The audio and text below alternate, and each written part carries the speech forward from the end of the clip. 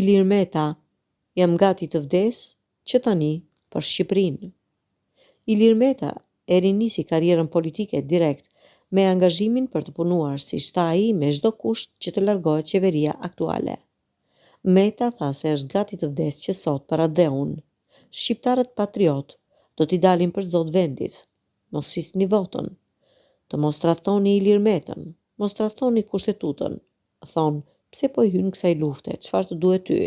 Çfarë do të fitosh ti? Tregtarët hyn për të fituar, atletarët hyn në të gjitha betejat për ato që kërkojnë vend, të cilat kërkon historia.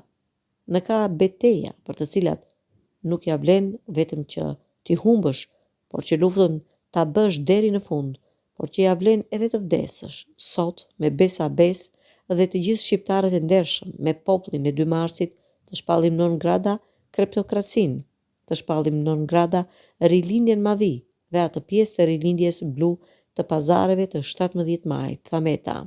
Sipas tij, tani ka vetëm një rrugë, referendumi. Vetëm referendumi është garancia se Shqipëria do të jetë e shqiptarëve. Nuk ka forcë në botë që t'i blej 3 milion shqiptarë. Mos harroni atë dheun, fëmijët tuaj. Fëmijët tanë mund të gjejnë çdo gjë jashtë, por atë dheu është vetëm këtu.